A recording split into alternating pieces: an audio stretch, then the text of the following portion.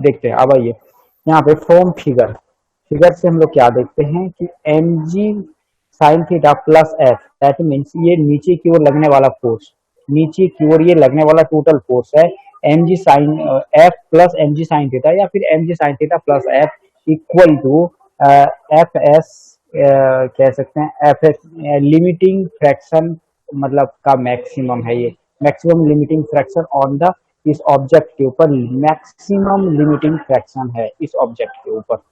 ठीक है, अब इस इक्वेशन को सिर्फ कैलकुलेशन कर देना है हम लोगों को, हमें वर्क डन मिल जाएगा। अब ये है F equal to M G sine theta को इधर लेके आए तो ये माइनस हो गया।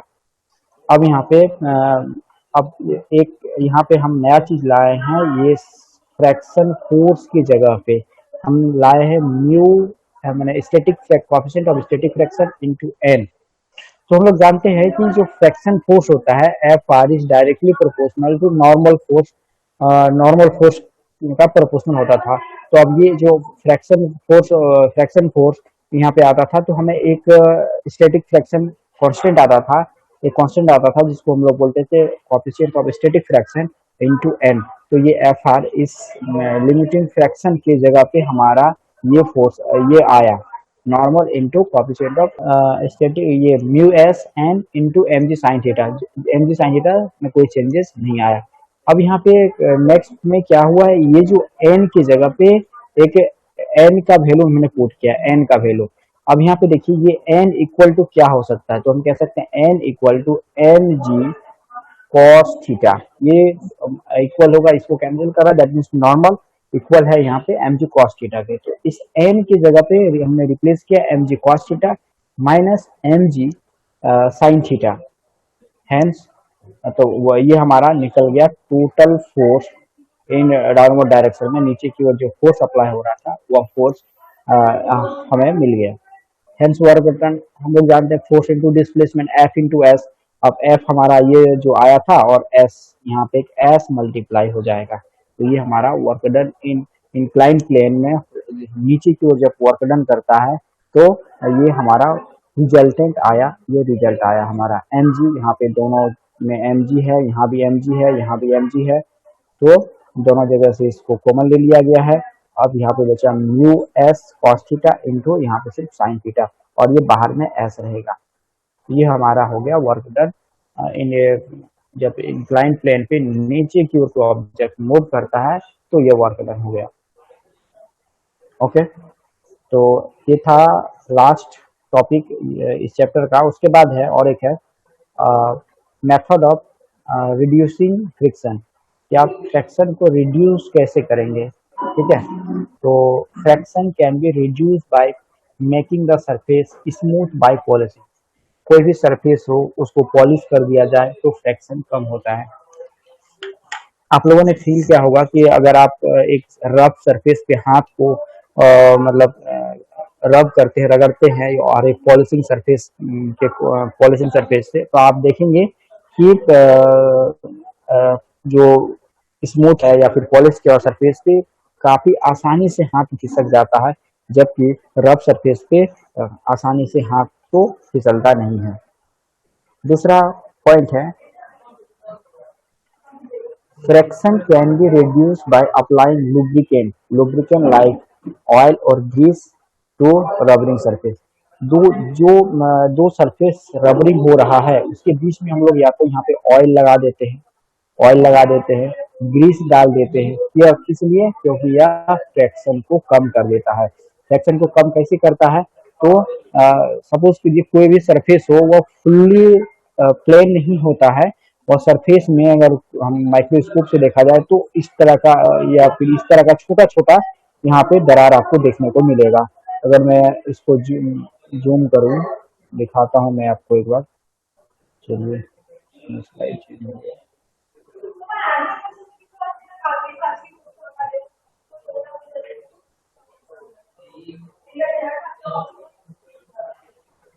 यहाँ पे आप देख सकते हैं ये जो ये वाला है, इस जगह पे, इस पॉइंट पे, इस पॉइंट पे आप देख सकते हैं कि सरफेस हमारा प्लेन नहीं है, तो इस टाइप का सरफेस होता है जिसको हम लोग खुली आंखों से नहीं देख सकते। जब इसको माइक्रोस्कोप से देखेंगे तो हमें इस टाइप का सरफेस दिखेगा। अब क्या होता है, जब हम यहाँ पे ग्रीस हो चाहे ऑयल हो चाहे जो भी कुछ हो, तो उसके छोटे छोटे जो मॉलिक्यूल्स होते हैं, यह जगह में बैठ गया, ये जगह बैठ गया, बैठ के यह जगह पूरा प्लेन कर देता है, प्लेन कर देता है। दैट मीन्स अब उस पे आसानी से ऑब्जेक्ट फिसल जाता है या चल सकता है। ठीक है।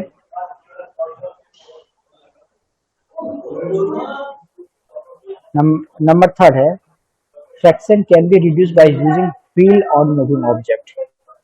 हम लोग देखे थे कि एक स्लाइडिंग अगर कोई ऑब्जेक्ट किसी सरफेस के ऊपर, सपोज करते हैं ये ऑब्जेक्ट है, अगर उसको ऐसे हम लोग खींचेंगे तो काफी ज्यादा फोर्स लगाना पड़ेगा, क्योंकि यहाँ पे इस सरफेस और जिस सरफेस के ऊपर वह स्लाइड करेगा, दोनों के बीच में फ्रैक्शन ज्यादा होगा, फ्रैक्शन ज्यादा होगा। बट यहाँ पे अगर मैं दो व्हील लगा के इसको खींचे तो क्या होगा, यह रोलिंग मोशन में आ जाएगा, ये रोलिंग होने लगेगा व्हील, और फ्रैक्शन का जो वैल्यू है यहाँ पे काफी फ्रैक्शन काफी कम हो जाएगा।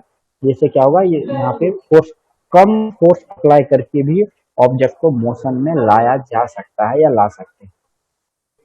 Number four, fraction can be reduce by using ball bearing between the moving parts of the machine. Machine है, चाहे वो हम लोग फैन देखते हैं, गर्मी का दिन आ गया तो फैन देखते हैं, तो वहां भी हम लोग बॉल बेयरिंग का यूज करते हैं, इसलिए फ्रैक्शन को कम करने के लिए। ठीक है। तो ये था कुछ मेथड्स जहाँ से हम जिसको अप्लाई करके हम लोग इसको फ्रैक्शन को कम कर सकते हैं या फिर कम करते हैं। ठीक है। अब हम आते हैं इस चैप्टर का न्यूमेरिकल पार्ट्स में। ठीक है। तो मैं एक बार दोहराना चाहूंगा या फिर मैं आप लोगों से पूछना चाहूंगा, इस चैप्टर के किसी भी टॉपिक में अगर प्रॉब्लम है तो बोलिए। हम लोग न्यूमेरिकल प्रॉब्लम शुरू करने वाले हैं इसके बाद, क्योंकि इस चैप्टर का जितना भी थ्योरेटिकल पार्ट था वो यहीं तक था, यहीं कंप्लीट होता है।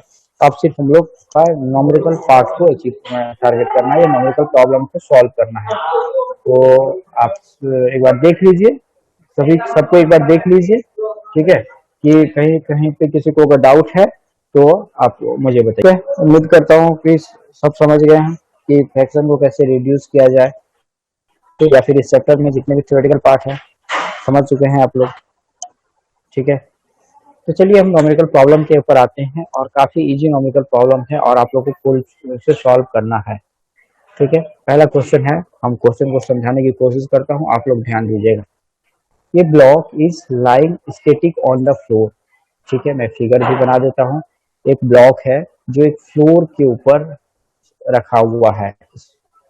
ये ब्लॉक है, ये एक फ्लोर है और एक ब्लॉक है, इस फ्लोर के ऊपर यह रखा हुआ है, यह ब्लॉक फ्लोर के ऊपर रखा हुआ है। The maximum value of static fraction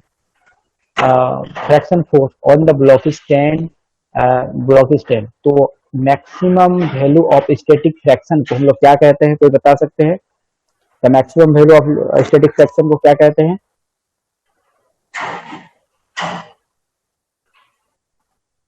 maximum value of static fraction को क्या कहते हैं?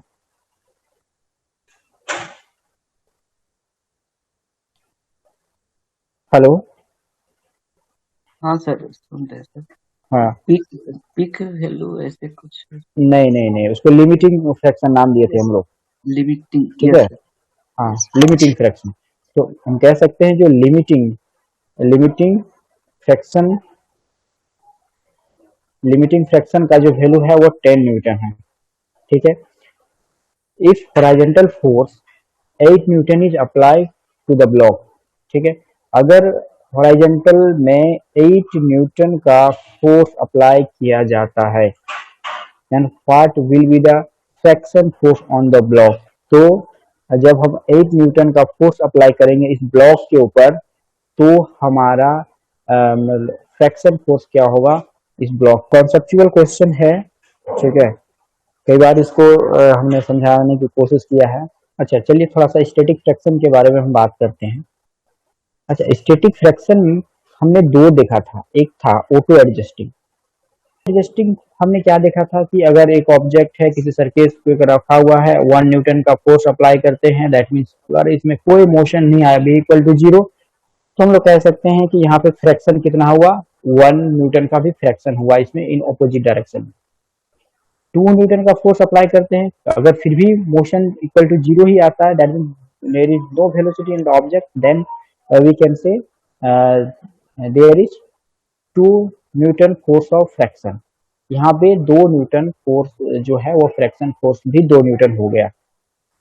अब जब 3 न्यूटन अप्लाई करते हैं सेम इसी ऑब्जेक्ट पे 3, फिर भी देखा जाता है कि ऑब्जेक्ट मूव नहीं कर रहा है, यानी there is no velocity in the object, तो वहां पे हम क्या बोलेंगे कि दैट मीन्स फ्रैक्शन फोर्स भी 3 न्यूटन हो गया।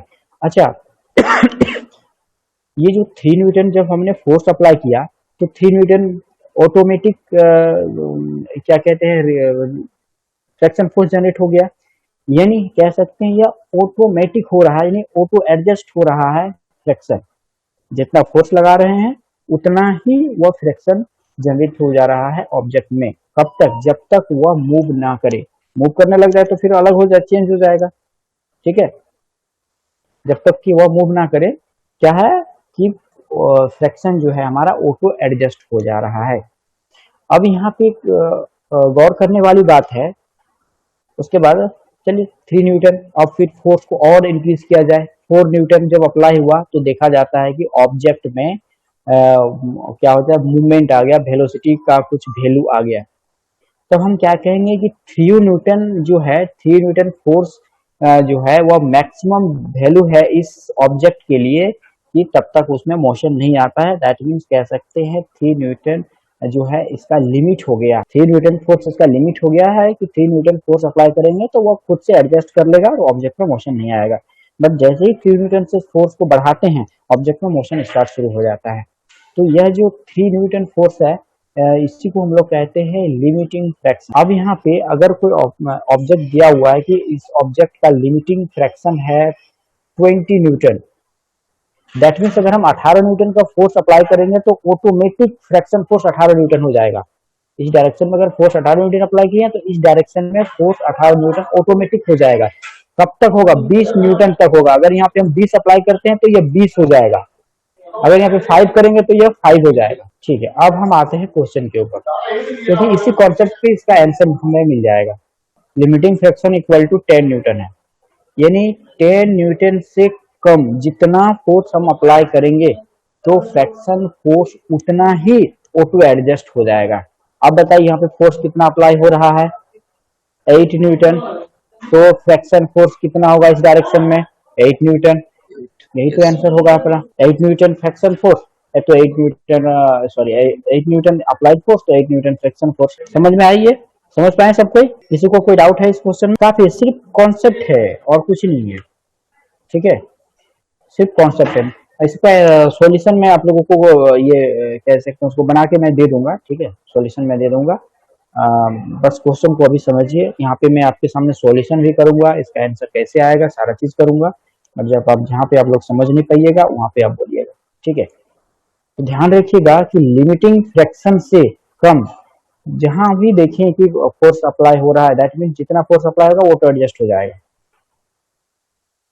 तो सबसे पहले अगर हम किसी भी ऑब्जेक्ट का लिमिटिंग फ्रैक्शन जान गए, लिमिटिंग उसका फ्रैक्शन क्या है, तो हम लोग जितना लिमिटिंग फ्रैक्शन होगा उससे कम जितना भी फोर्स अप्लाई होगा हम लोग कह सकते हैं उसका फ्रैक्शन उतना ही हो जाएगा। ध्यान रखिएगा कि अगर 10 न्यूटन लिमिटिंग फ्रैक्शन है तो इस ऑब्जेक्ट का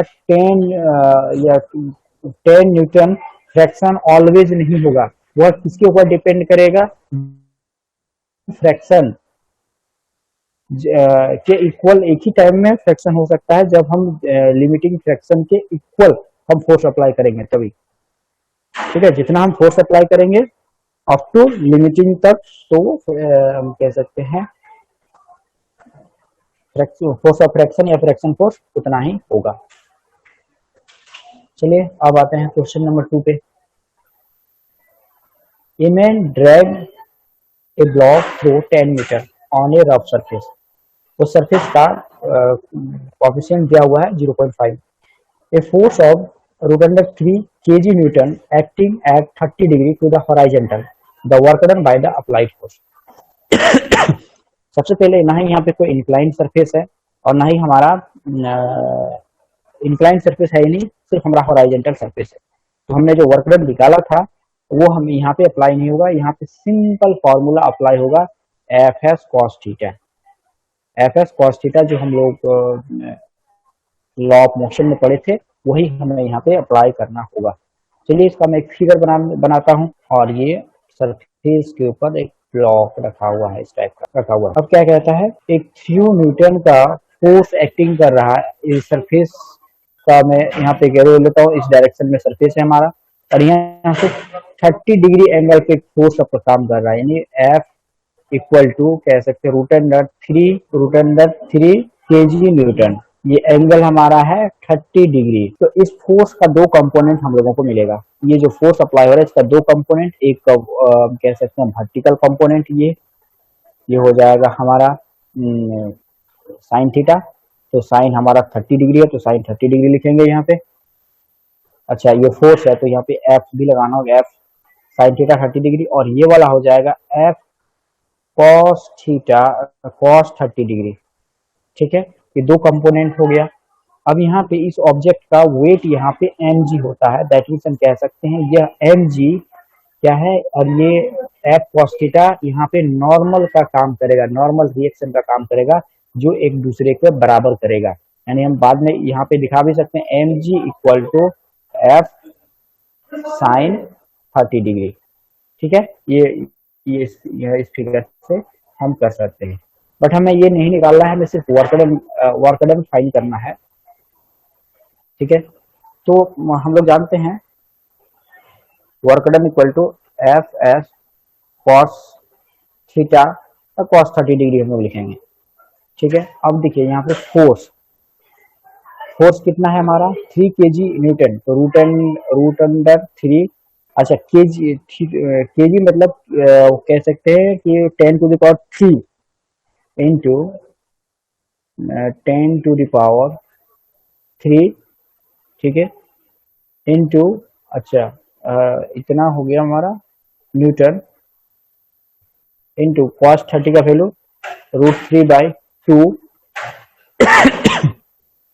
कॉस 30 इंटू, अब देखना है कितना हो रहा है डिस्प्लेसमेंट, 10 मीटर का डिस्प्लेसमेंट हो रहा है, दैट मीन्स ये हमारा आ गया 10। और क्या होगा, ये जब हम क्या निकाल रहे हैं फाइंड करना वर्क, तो ये हमारा यूनिट हो जाएगा जूल में। इसको कैलकुलेशन करेंगे तो ये हमारा 5 हो जाएगा, ये √3 और ये √3 मल्टीप्लाई होकर 3 हो जाएगा, दैट मीन्स हम लिख सकते हैं 3 इंटू 5 इंटू 10⁻³ और ये हमारा जे हो जाएगा। तो हम कह सकते हैं, लिख सकते हैं इसको, ये हो जाएगा हमारा 15, और 10⁻³ को अगर हम लोग किलो लिखते हैं तो ये हो जाएगा जूल। तो यानी 15 किलो जूल हमारा वर्क डन हो गया, उस आदमी के द्वारा किया गया वर्क हमारा 15 किलो जूल हो गया। या फिर इसको आप 15 इंटू 10⁻³ जूल भी कर सकते हैं, दोनों आंसर सही है, दोनों फॉर्म में आप इसको लिख सकते हैं। कोई डाउट सवाल में?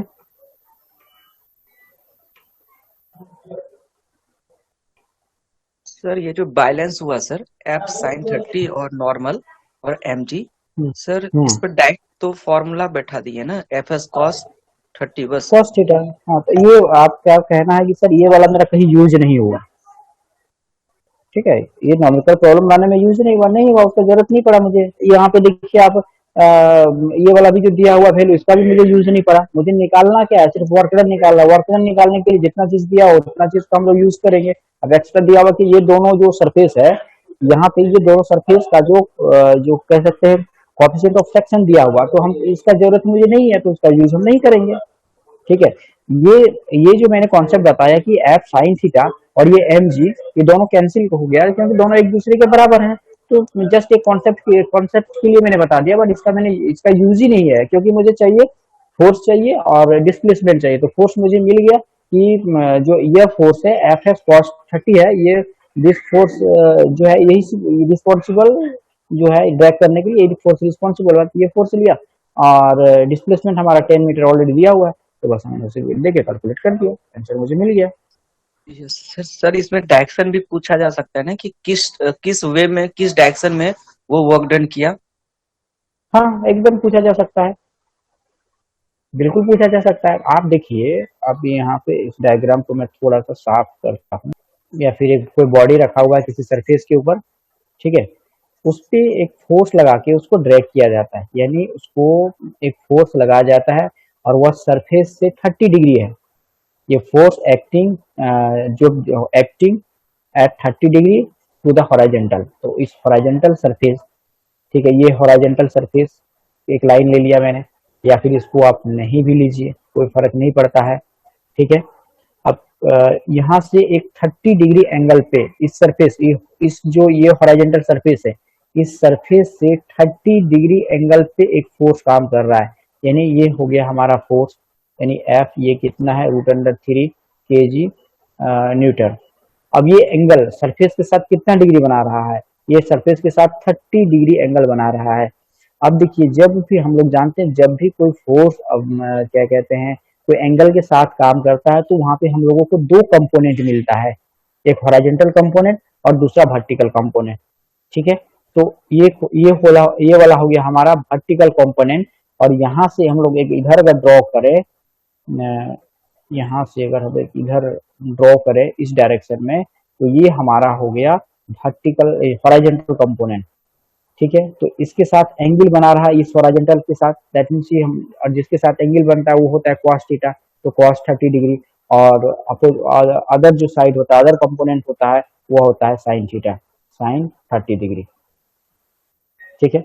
अब बताइए, ये जो फोर्स है इस ऑब्जेक्ट का, इधर वेट फोर्स है, तो ये वेट फोर्स एम जी नीचे की ओर है और F sine theta upper direction में है, और ये दोनों फोर्स एक दूसरे के बराबर है, तो श्योर है ये दोनों फोर्स के कारण तो ऑब्जेक्ट में कोई मोशन आएगा ही नहीं, ये दोनों फोर्स के कारण यस सर। ऑब्जेक्ट में कोई मोशन आएगा ही नहीं। बैलेंस अब कर बात लिया हो, सर। बैलेंस कर लिया। अब यहाँ पे बचा कौन, एक यही बचता है मेरा एफ कॉस थीटा, ठीक है, एफ कॉस 30, यानी यही फोर्स है, मतलब रिस्पॉन्सिबल है इस ऑब्जेक्ट में मोशन के लिए। अब बताइए, ये कह सकते हैं इस ऑब्जेक्ट मतलब फोर्स का जो मतलब ऑब्जेक्ट का जो मोशन होगा उसका डायरेक्शन क्या होगा, आप बोलिए क्या होगा इसका डायरेक्शन। सर राइट साइड होगा सर। बिल्कुल, राइट साइड स्लाइड करेगा वो, ठीक है, या फिर हम उसको फिजिकली बोल सकते हैं पॉजिटिव, पॉजिटिव एक्सिस में वो मतलब ट्रेवल करेगा। एक्चुअली अगर फोर्स इस डायरेक्शन पे लग रहा है, या फिर यहाँ पे इस हम लोग अगर इन फिजिक्स में पढ़ते हैं, इस साइड पॉजिटिव होता है, इस साइड नेगेटिव होता है, ठीक है। तो यहाँ पे क्लियर है कि कौन सा फोर्स रिस्पॉन्सिबल है उस ऑब्जेक्ट में मोशन के लिए, बस बेसिक फंडा इतना ही याद रखिए, वहां से आप सारा चीज कैलकुलेट कर पाएंगे, ठीक है। क्वेश्चन काफी आसान है, और क्वेश्चन देखते जाएंगे तो हम जो बेसिक कॉन्सेप्ट है हमारा वो क्लियर होते जाएगा, ठीक है। आगे बढ़े नेक्स्ट क्वेश्चन पे। Yes yes sir. थोड़ा सा नेक्स्ट क्वेश्चन आप लोगों के ऊपर मैं छोड़ता हूँ, क्योंकि ये काफी इजी है, ठीक है। देखिए, इफ ये ladder swing to 250 Newton is placed against a smooth vertical wall having coefficient of friction between 8 and floor 0.3, then what is the maximum force of friction available at the point of contact between the ladder and the floor, ठीक है। Floor और जो ladder सीढ़ी है दोनों के बीच में maximum friction force कितना होगा। अब कहता है कि यह जो सीढ़ी जहाँ जिस जगह पे रखा हुआ है, जिस सरफेस के साथ वो खड़ा है, यहाँ पे वह 250 न्यूटन, यानी कह सकते हैं 250 न्यूटन का फोर्स नीचे की ओर अप्लाई करता है, ठीक है। अब कहता है ये दोनों के बीच में जो कॉफिशिएंट होगा, कॉफिशिएंट ऑफ फ्रिक्शन, वो 0.3 है। Then what is the maximum force of friction available at the point of contact between the ladder? तो यहाँ पे मैक जो फ्रिक्शन फोर्स होगा वह क्या होगा, ये जो ऑब्जेक्ट है और सीढ़ी के बीच में, दोनों के बीच में जो लगने वाला फ्रिक्शन फोर्स क्या होगा, ये फाइंड करना है। ये बताना है आप लोगों को, थोड़ा सा कोशिश कीजिए, और नहीं होगी तो मैं हूँ, लेकिन एक बार कोशिश जरूर कीजिए कि कितना होगा। नहीं होगा तो मैं 2-3 मिनट का समय देता हूँ, नहीं होगा तो फिर आप लोग बोलिए। छोड़िए, चलिए हम लोग सॉल्व करते हैं। सबसे पहले देखना है कि अगर यहाँ पे नीचे की ओर 250 मतलब क्या कहते हैं न्यूटन फोर्स अप्लाई कर रहा है, दैट मीन्स ये हम कह सकते हैं ये जो सीढ़ी का जो पूरा वेट होगा वह नीचे की ओर है, हमेशा डाउनवर्ड की ओर है। तो यहाँ पे एक नॉर्मल रिएक्शन होगा अपोजिट डायरेक्शन में, मतलब कह सकते हैं परपेंडिकुलर टू द पोल, जिसको हम लोग कहते हैं नॉर्मल रिएक्शन, या फिर उसको एन लिख सकते हैं, या फिर आप उसको आर भी लिख सकते हैं। ठीक है, तो चलिए मैंने इसको आर ही लिखा, ये नॉर्मल रिएक्शन है। और यह किसके बराबर होगा, ये 250 के बराबर होगा। और हम लोग जानते हैं force of friction is directly proportional to the normal reaction. अब नेक्स्ट जब फोर्स ऑफ फ्रैक्शन को जब यहाँ करते हैं तो एक हमारा ये कांस्टेंट आता है, और ये हो जाएगा आर। दैट मीन्स ये यहाँ पे इस कांस्टेंट का वैल्यू 0.3 दिया हुआ है, और ये आर इक्वल टू 250 है। दैट मीन्स ये हो जाएगा हमारा 75 न्यूटन। हाँ बोलिए, क्वेश्चन देखें, पढ़े आप लोग। A block of mass 2 kg kept on the floor, the coefficient of static friction is 0.4. If a force F of 2.5 Newton is applied on the block as shown in figure, ठीक है, the friction force between the block and the floor will be, ये जो force है इस direction में ये 2.5 Newton है। तो फ्रैक्शन फोर्स क्या होगा फ्लोर और ब्लॉक के बीच में, आप लोग को ये फाइंड करना है। कोशिश कीजिए, थोड़ा सा मैं टाइम दे रहा हूँ। बहुत मजेदार क्वेश्चन है, जस्ट कुछ नहीं, मैंने बता दिया कि आप सबसे पहले लिमिटिंग फ्रैक्शन का वैल्यू निकालिए। लिमिटिंग फ्रैक्शन का वैल्यू निकाल लिया तो फिर उसका आंसर आ गया। लिमिटिंग फ्रैक्शन हो चाहे कोई भी फ्रैक्शन हो, ठीक है, इतना दूर हमने देखा, कोई भी फ्रैक्शन हो वह फ्रैक्शन फोर्स डायरेक्टली प्रोपोर्शनल होता है नॉर्मल रिएक्शन के। ठीक है, कोई दिक्कत नहीं होना चाहिए। फ्रैक्शन फोर्स या फिर हम यहाँ पे लिमिटिंग फोर्स कर देते हैं एफ एल इक्वल टू, यहाँ पे कांस्टेंट आता है ये स्टैटिक फ्रैक्शन इनटू, या फिर इसको सिर्फ मैं म्यू ही रखता हूँ, कोएफिशिएंट ऑफ फ्रैक्शन। अब यहाँ पे ये आर आ गया। अच्छा, ये आर के प्लेस में ये नॉर्मल रिएक्शन आर होता है, तो ये आर के प्लेस में मैं ऐसा लिख सकता हूँ म्यू इंटू एम जी लिख सकता हूँ, क्योंकि ये आर ही तो है रिएक्शन फोर्स। रिएक्शन फोर्स किसके बराबर होता है, वेट फोर्स एम जी के बराबर होता है। तो आर के प्लेस में मैंने एम जी लिखा।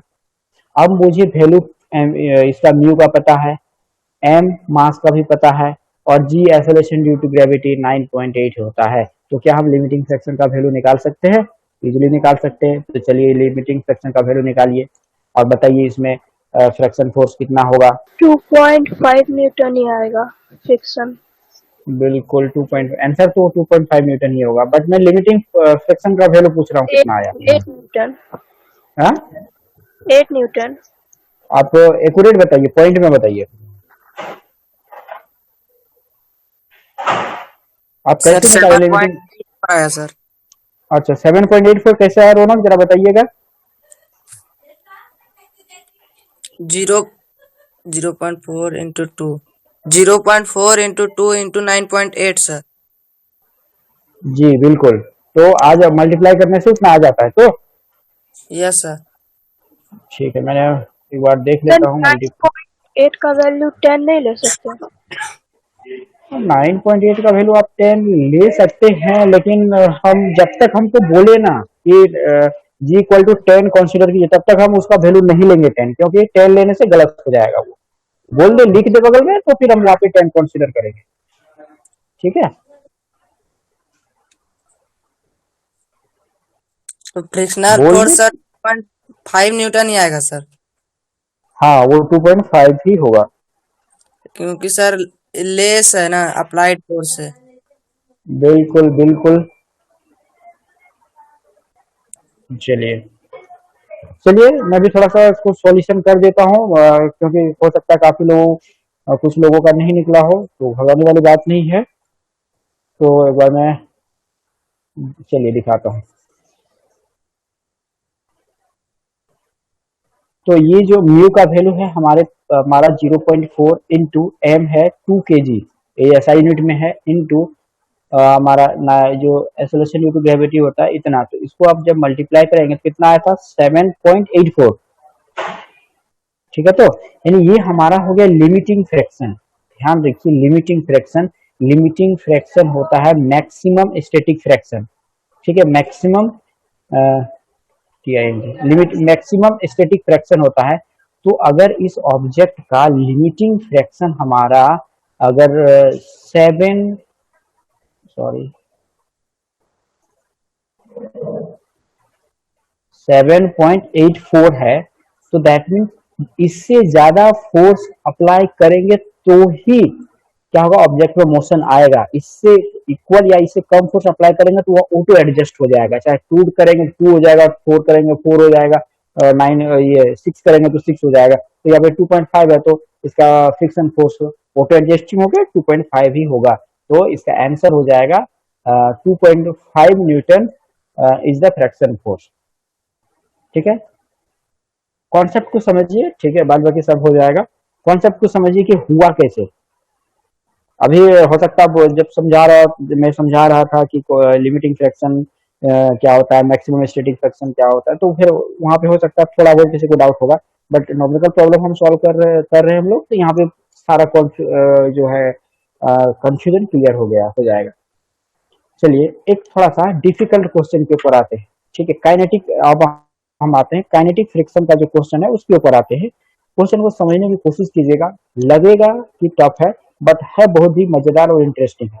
आप एक बार बना के तो देखिए, a car is moving along a straight horizontal road with a velocity v। चलिए फोटो भी छापते हैं। अब कार बनाने आता नहीं है मुझे, प्रॉब्लम ये है, तो हम कार की जगह पे एक तो ऐसा कुछ बना देते हैं।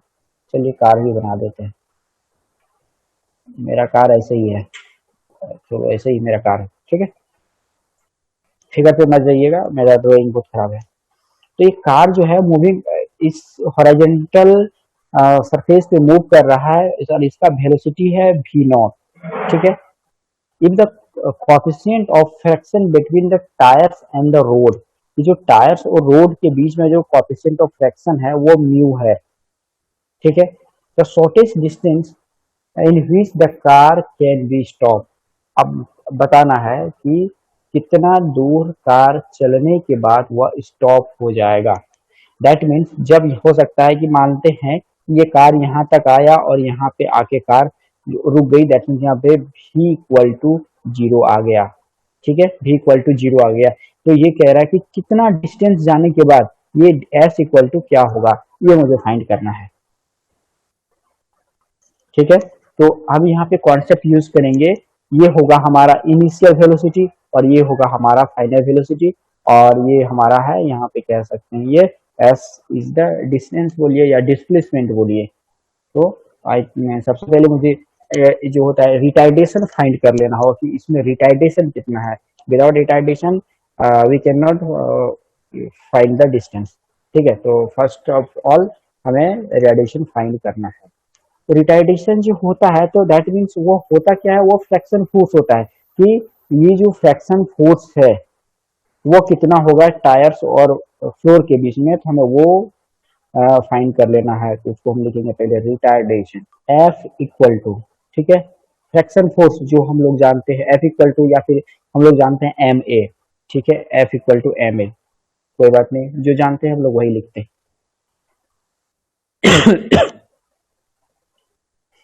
अब बताइए, और ये जो F है फ्रैक्शन फोर्स, ये होता है म्यू आर के भी बराबर होता है क्लियर है, होता है। अब ये म्यू आर के प्लेस में हम क्या लिख सकते हैं, mu R normal reaction that means mg लिख सकते हैं। अरे रिस्पॉन्स कीजिए, कोई लिख सकते हैं इतना तक? देखिए सबको एक लाइन में लिखता हूँ। ओके, मैं एक लाइन में लिखता हूँ ताकि समझने में आसानी हो। F equal to MA, mass into acceleration, ये होता है, और यही फोर्स फ्रैक्शन फोर्स है। दैट मीन्स हम लोग इसको लिखेंगे mu R equal to mu into M into G. इतना हम लोग जानते हैं, आसानी से हम लोग लिख सकते हैं इतना। ठीक है, अब क्या यहाँ से एक्सेलरेशन को फाइंड किया जा सकता है? तो बता सकते हैं क्या एक्सेलरेशन यहाँ से हम लोग, ये जो एक्सेलरेशन है हम लोग कैसे फाइंड करेंगे? तो हम यहाँ पे दो टर्म के ऊपर बात करेंगे। इसको सारा चीज इक्वल है तो किसी भी दो को हम इक्वल कर सकते हैं। तो यहाँ पे M A equal to mu M G लिख सकते हैं। अब नेक्स्ट में ये एम और ये एम कैंसिल हो जाएगा, तो व्हिच इम्प्लॉय हम लिख सकते हैं ए इक्वल टू म्यू इंटू जी। तो ये हमारा आ गया क्या? एक्सेलरेशन। एक्सेलरेशन नहीं, क्योंकि यहाँ पे मोशन घट रहा है, इसको हम बोलेंगे डी एक्सेलरेशन या रिटार्डेशन। क्लियर है? अब हम क्या देख रहे हैं, ऑब्जेक्ट में एक वेलोसिटी था और कुछ दूर जाके वेलोसिटी जीरो आ जा रहा है। दैट मीन्स मुझे जाना होगा काइनेमेटिक इक्वेशन पे। काइनेमेटिक इक्वेशन में तीन इक्वेशन था। एक में था कि जो वेलोसिटी डिपेंड करता है इनिशियल वेलोसिटी के ऊपर। दूसरा था एक तीन इक्वेशन था, लिख रहा हूँ, v equal to A plus A की प्लस या वैसा कुछ, उसमें कैसे बोल रहा हूँ इक्वेशन को। चलिए मुझे एक ही ये वाला लास्ट इक्वेशन चाहिए, यानी ये होता है v square equal to U square minus 2as। हमें इस इक्वेशन का यूज करना है kinetic equation. That means velocity depends upon, ये v हमेशा होता है final velocity depend upon the distance. तो इस इक्वेशन का यूज करके हम इसको सॉल्यूशन करेंगे। चलिए मैं एक न्यू स्लाइड लेता हूँ इसको सॉल्व करने के लिए।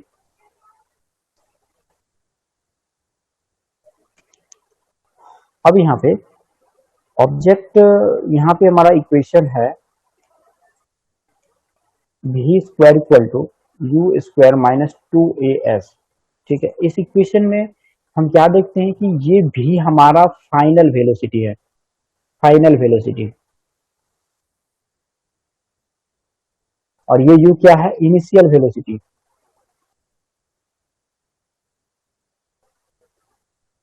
इनिशियल वेलोसिटी ये है एक्सेलरेशन ड्यू टू ग्रेविटी ऐसा डिस्टेंस। अब यहाँ पे देखिए final velocity of the car क्या है? तो final velocity of the car हमारा था जीरो। तो हम लिखेंगे zero equal to initial velocity v naught, तो v नॉट का स्क्वायर माइनस 2as। तो 2 के जगह पे हम 2 ही लिखें। एक्सेलरेशन हमने निकाला था वो म्यू इंटू जी, और ये s का हम लोग ऐसे ही रखेंगे। नेक्स्ट स्टेप में हम क्या करेंगे, v नॉट को, और नहीं आवाज तो ठीक ही है, और किसी को प्रॉब्लम हो रही है? नो सर, ठीक। No sir. ठीक है, आप एक बार नेटवर्क चेक कर लीजिए। अब हम इस v नॉट को इधर ले आते हैं उठा के, v naught square equal to, या फिर हम v नॉट को इधर रखते हैं तो ये यहाँ पे माइनस खत्म हो जाएगा हमारा, 2 म्यू जी और s हो जाएगा। नेक्स्ट स्टेप में हम क्या करेंगे, ये s इक्वल टू हम लोग फाइंड कर लेंगे। s इक्वल टू हो जाएगा हमारा v नॉट का स्क्वायर बाय 2 म्यू जी। तो हमारा यही शॉर्टेस्ट डिस्टेंस ट्रेवल करेगा ऑब्जेक्ट रुकने से पहले। यही हमारा आंसर हो गया। और इस टाइप का क्वेश्चन का देता है, और इस टाइप का क्वेश्चन में थोड़ा सा अटपटा टाइप का दिखता है क्वेश्चन को कि इसमें कुछ दिया हुआ नहीं है, कैसे फाइंड करेंगे। बट मतलब क्या बोले, कॉन्सेप्चुअल क्वेश्चन है, आपको क्या करना है। और एक बार देखिए, अगर हम रिटार्डेशन एक्सेलरेशन फाइंड कर लेंगे तो डीएक्सेलरेशन फाइंड, रिटार्डेशन फाइंड हो गया तो ऑब्जेक्ट कितना दूर जाके रुकेगा हम लोग उसको निकाल सकते हैं। तो ये हम लोगों ने इजी फाइंड कर लिया। और एक क्वेश्चन है, हमारे पास 5 मिनट का टाइम है तो थोड़ा सा मैं आप लोगों के साथ डिस्कस करूंगा, फिर केवल आप लोग खुद बना लीजिएगा। ठीक है, a body of mass 2 kg is being dragged with a uniform velocity 2 metre per second on a rough horizontal plane. ठीक है, एक ऑब्जेक्ट है जिसका मास, चलिए फिगर के थ्रू से मैं समझाने की कोशिश करता हूँ। ठीक है, एक ऑब्जेक्ट है और रफ सरफेस कैसा है, ये सरफेस रफ है, रफ सरफेस पे है और इसको ड्रैग किया जाता है, एक फोर्स लगा के अप्लाई करके इसको ड्रैग किया जाता है, कितना किस वेलोसिटी से, वेलोसिटी दिया हुआ 2 मीटर पर सेकेंड का वेलोसिटी से इसको खींचा जा रहा है। ठीक है, the coefficient of friction, coefficient of friction दिया हुआ है इन दोनों सरफेस का 0.20 between the body and surface two, the amount of heat generated in 5 second. तो कहता है कि 5 सेकंड कंटिन्यू रगड़ने पर कितना हीट जनरेट होगा वो हमें फाइंड करना है। तो हीट जब भी जनरेट करना है हमें पहले, सबसे पहले वर्क डन फाइंड करना होगा। ठीक है, तो थोड़ा सा मैं बताता हूँ, बाकी आप लोग करिए। वर्क डन इक्वल टू हम लोग जानते हैं फोर्स इंटू डिस्प्लेसमेंट, जानते हैं डिस्प्लेसमेंट, फोर्स इंटू डिस्प्लेसमेंट। अब यहाँ पे हम लोग फोर्स को निकाल, प्रीवियस रिलेशन से हमने एक फोर्स को निकाला था, म्यू क्या था, म्यू एम जी, एक रिलेशन हम लोगों ने फाइंड किया था। ठीक है, प्रीवियस क्वेश्चन को सॉल्व करते समय। इनटू, अब मैं डिस्प्लेसमेंट को वेलोसिटी इनटू टाइम के फॉर्म में लिखता हूँ। हम लोग जानते हैं स्पीड या फिर वेलोसिटी इक्वल टू होता है displacement by time, displacement by time. ठीक है, तो डिस्प्लेसमेंट इक्वल टू हो जाएगा हमारा वेलोसिटी इनटू टाइम। तो हमने वेलोसिटी लिखा और टाइम लिखा। अब हम क्या लिख करेंगे, mu into mu M G into भी का वैल्यू मुझे पता है 2 मीटर पर सेकेंड और टी 5 सेकेंड। तो ये वैल्यू लिखेंगे तो हमारा आ जाएगा वर्क डन। सपोज करते हैं वर्क डन का वैल्यू आ गया कुछ भी एक्स वाई जेड। ठीक है, एक्स वाई जेड आ गया मेरा वर्क डन का वैल्यू। अब इसको हमको क्या करना है कि हीट जनरेट कितना हुआ। ठीक है, तो मैं एक न्यू स्लाइड लेना पसंद करूंगा। ठीक है, तो हीट जो होता है, हीट अमाउंट, हीट जनरेट, यहाँ पे एक लाइन लिखेंगे, यानी Q इक्वल टू होता है वर्क डन बाय, माने वर्क डन बाय, इसको अगर हम जूल से जितना W बाय इसको कन्वर्ट करने के लिए जूल से डिवाइड कर देंगे तो हमें वो हीट मिल जाएगा। तो सबसे पहले वर्क डन अगर मेरा एक्स वाई और जेड आया है, तो और एक चीज देखिए, क्वेश्चन में भी दिया हुआ है कि 1 कैलोरी इक्वल टू 4.2 जूल। हमको इसको हीट का यूनिट कैलोरी में हमको इसको ले जाना है। तो यहाँ पे नीचे हम क्या करेंगे, 4.2 से डिवाइड कर देंगे इक्वल टू जो भी आएगा ए बी सी हम मैंने मान लिया, ये कैलोरी आ जाएगा हमारा आंसर। ठीक है, सॉल्व हो जाएगा ये वाला। नहीं होगा तो फिर हम लोग नेक्स्ट क्लास में हम लोग डिस्कस करेंगे, लेकिन फॉर्मेट यही रहेगा क्वेश्चन का सॉल्व करने का। आप लोग कैलकुलेशन कीजिएगा और सॉल्व कीजिएगा। नहीं, हाँ बोलिए। रूटीन चेंज हुआ है क्या? रूटीन चेंज नहीं हुआ है एक्चुअली, थोड़ा सा मैं घर में था, मेरे घर में कुछ प्रॉब्लम था, तो मेरे क्लास मैडम ली थी और मैडम का क्लास मैं ले रहा हूँ। ठीक है, ये क्लास का इंटरेस्ट जब से हम ज्वाइन किए तब से एक दिन कंप्यूटर क्लास नहीं मिल रहा है।